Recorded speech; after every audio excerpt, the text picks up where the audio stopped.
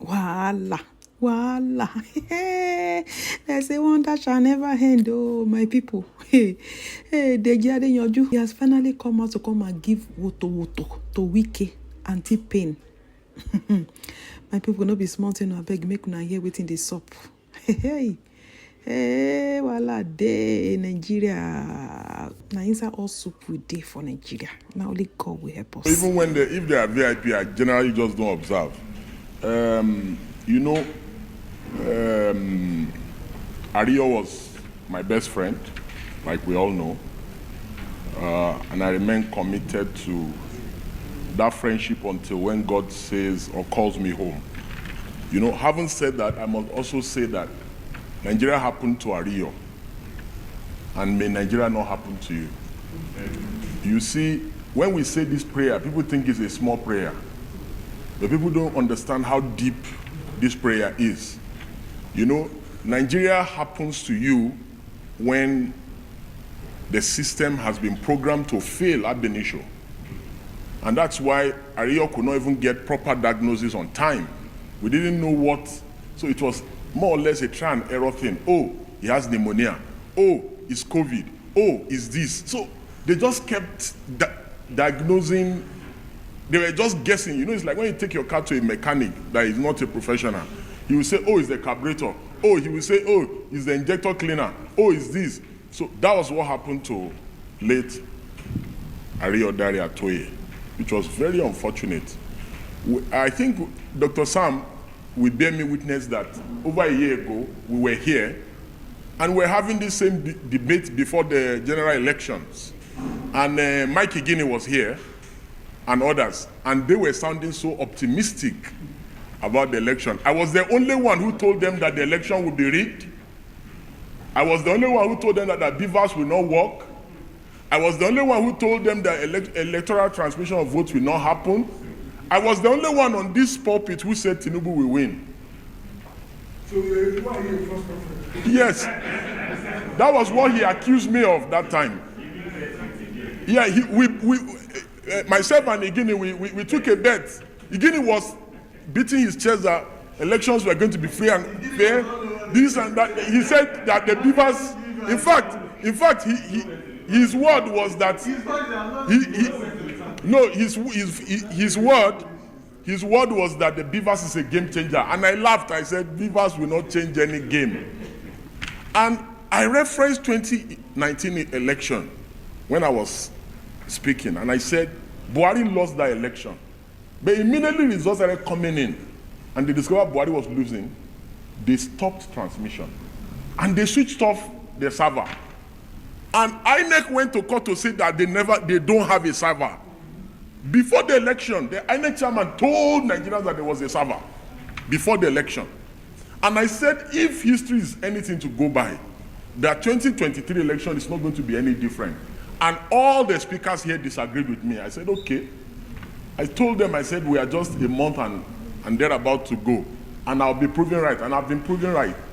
I do not want to sound like a bad prophet, like a prophet of doom, like I always sound. Like Dr. Sam accused me then, and I don't want him to accuse me of same today. But ours is a nation where Wike is building mansions for judges. This is a man who has been severally accused of trying to put judges in his front pocket.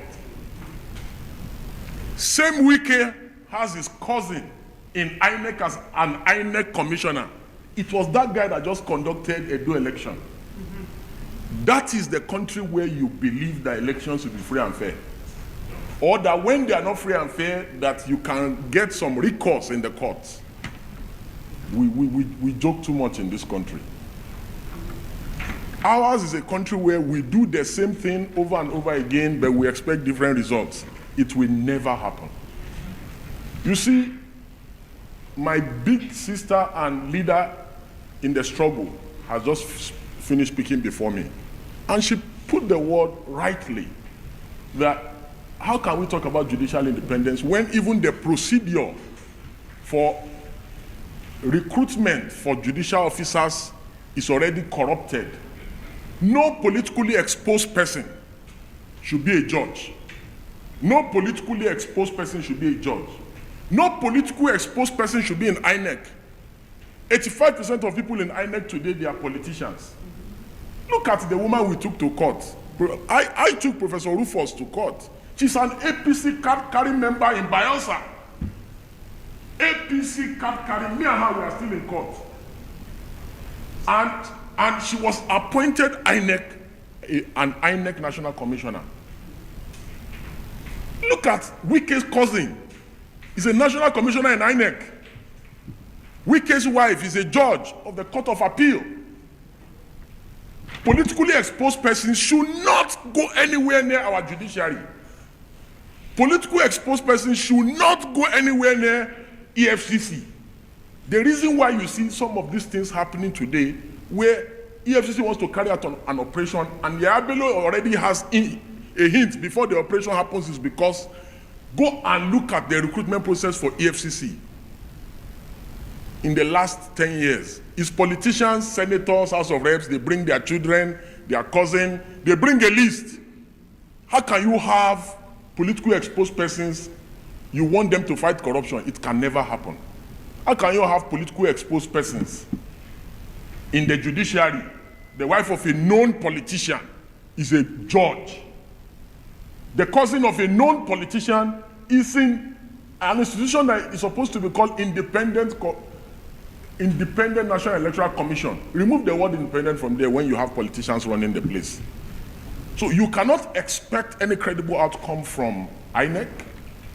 See, the Locust Classicals case of the Abiola's case, as to regards to even the insinuation of bias alone, once the right-thinking members of the society feel that the judiciary is biased, it's already one of the greatest indictments that can happen to the judiciary. And that is why the Supreme Court said in that case that whenever anyone is of the view that the court is biased, that the judges must recuse themselves. So a situation where before the electoral process starts, the process is already rigged, you cannot expect anything credible out of the process. I hate to say this, as of today, Tinubu runs PDP, and he runs Labour Party, and he runs NMPP, and he runs APC. What we currently have today is a one-party state. Because the national chairman of PDP reports to Bola Ahmed Tinubu. The national chairman of Labour Party, Julius Aburi, reports to Tinubu. The national chairman of NMPP reports to Tinubu. And of course, Ganduje reports to Tinubu. So, it boils down to what my leader said before me, that it's about credibility. Ours is a nation where credibility means nothing, where people do not value integrity, where people think of stomach infrastructure before they think of character. Because if not, the only person that has even attempted or tried to bring some form of restoration in removing some of the moles of the APC in his political party is Peter Obi, who has tried to remove Aburi. Even the PDP cannot hold his neck. And it is Wike's men and the president's men that runs the PDP. The NMPP, they are not even pretending about it. It is the president's men that runs the NMPP. So, and how can you have credible elections without strong, credible political parties? It is when the political parties are strong, like we are currently seeing in the US, keenly contested elections. You can see the political party system structure in the US, very healthy, very independent. You can see that the Electoral Commission in the US is independent. You don't have political office holders, political party members being appointed into, the electoral system in the US. And that is what makes this institution strong. Again, most ironic is the issue about collecting of money, vote buying. The people that collected 10,000 naira in Edo, are they still having a good time? The Inec officials that were bribed with 10 million, 20 million. Today, 20 million is the new 300K or 500K. Because no matter how much money for compromise you collect, it can never be enough. And that is why you see former governors who stole billions. 12 months down the line, they already look broke, wrecked. The money is cost. Corruption money is cost. I have never seen someone that stole government money that is doing well. I have never seen it. And they are never satisfied. They are always looking for more and more and more. So at a point, we need to get to a situation, we need to get to a spot in this country where we tell ourselves, yes, that we have been bad enough as citizens. We have been bad enough as leaders. And that we want to make amends for all our bad deeds. Until we get to that level, I don't see this country sincerely moving forward. Again, the most heartbreaking of all our plights in this country is the allegations and counter-allegations of judicial compromise and corruption. Nothing breaks the heart more. The reason why our economy is bad is because of those allegations. There's no economy that can survive and a nation where the judiciary is not truly independent. It is so sad that nobody is going to come and invest here if they are not sure that they can get judicial redress when businesses go wrong. Again, it's also very important to note that the idea that elections can be won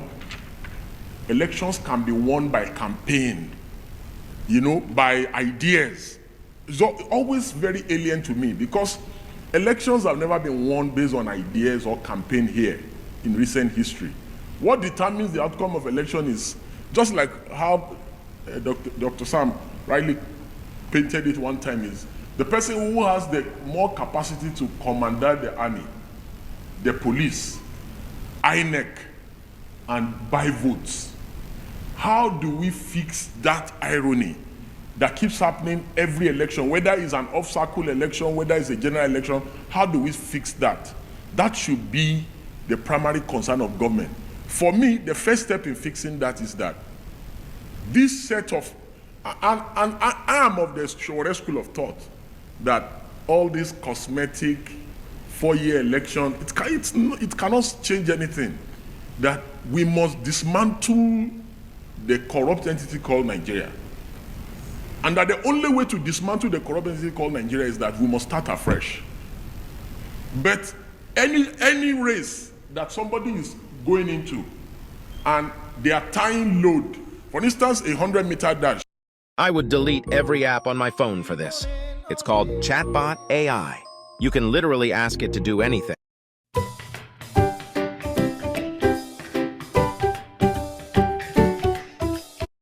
And they put, and all the athletes, only one of them has not been put load on his head.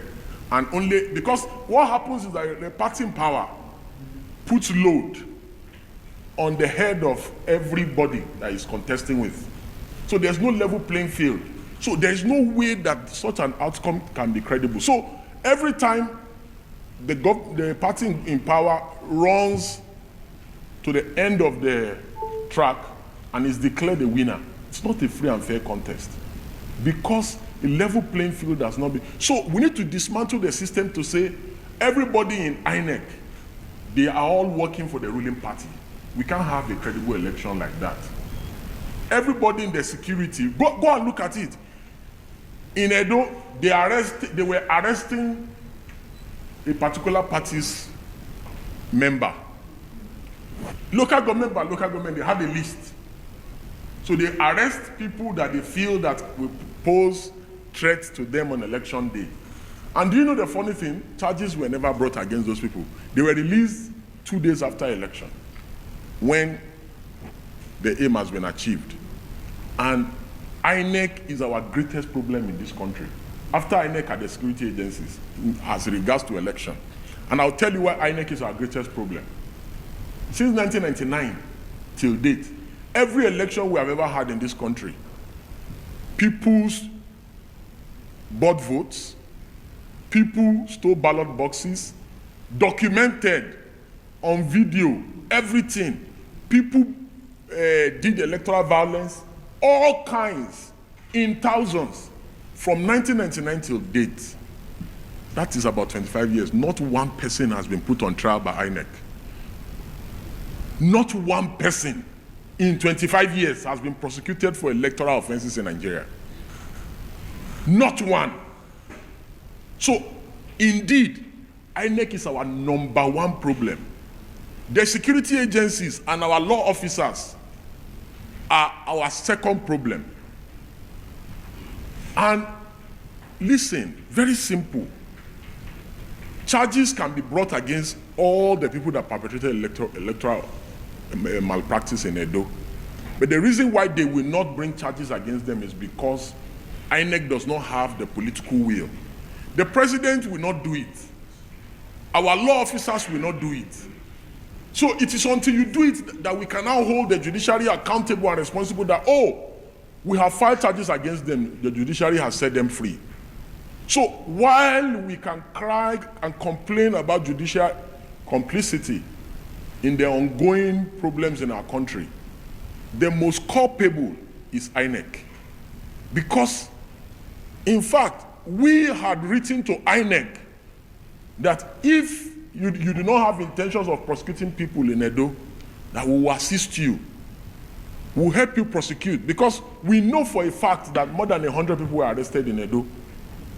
But all of them have been released. Just like all the people that are going to be arrested in Ondo, Osun, and all the other elections. They will arrest them for camera showing on election day. And after that, they just set them free. So any nation where people do bad things and there's no repercussion, such a nation cannot develop. Whether it is electoral malpractice, whether it is crime simpliciter, whether it's misdemeanor, whether it's criminal offense, whatever it is that people commit crime. Because electoral crime is a crime. And it's a crime against the state. It's not a crime against a political party. It's a crime against the state. So the reason why there will always be vote buying is because people are buying votes, they arrest them and they release them. So why are you telling me that they should not buy votes in Ondo? Of course they will buy votes in Ondo. So in closing, what I will recommend in terms of recommendations is, number one, we must work towards a more independent judiciary, and a judiciary that is immune from executive, legislative, and individual interference.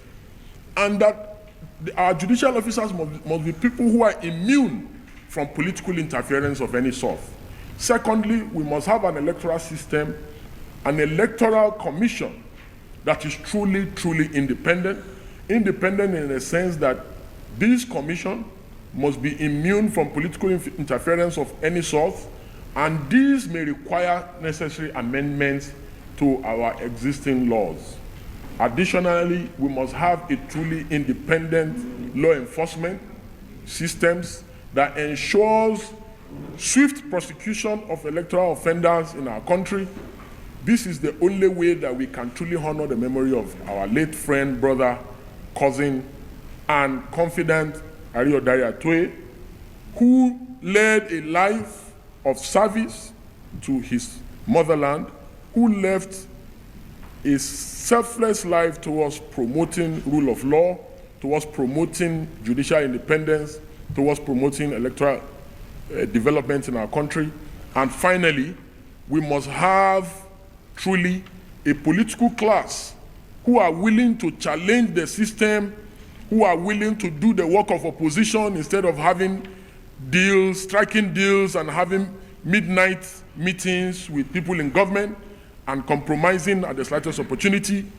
The PDP, Labour Party, NNPP must all come together, strive together as one indivisible opposition. They must stop splitting votes, because by doing so, they help the Bola Ahmed Tinubu rogue government. that if they are not united as one single whole, they will yet again work together for the re-emergence of Bola Ahmed Tinubu in 2027 so that he can unleash more harm upon our country and upon the citizenry. That all political actors must come together to ensure that Nigeria is salvaged from this ruthless and heartless regime of the Bola Ahmed Tinubu, and that if they do not do so, that they will wail for the next 4 years after this current term expires, and that they may think that election is all about popularity contests, as I believe, and I guess that many of them use elections as a way of fundraising. You know, but I am convinced that yes, they may not suffer as much as the people who are currently queuing to buy fuels at the petrol stations, but I'm convinced in my mind that they will face a greater repercussion of political persecution, because like we have seen, protesters are arrested for treason. Bola Ahmed Tinubu may become more brazen after he secures the second term, and he may even put some of them in jail. You know, so while they may be comfortable and rich, but they should not put it past Bola Ahmed Tinubu that he may even attempt a third term. So the best time for political actors to come together is now. God bless everyone.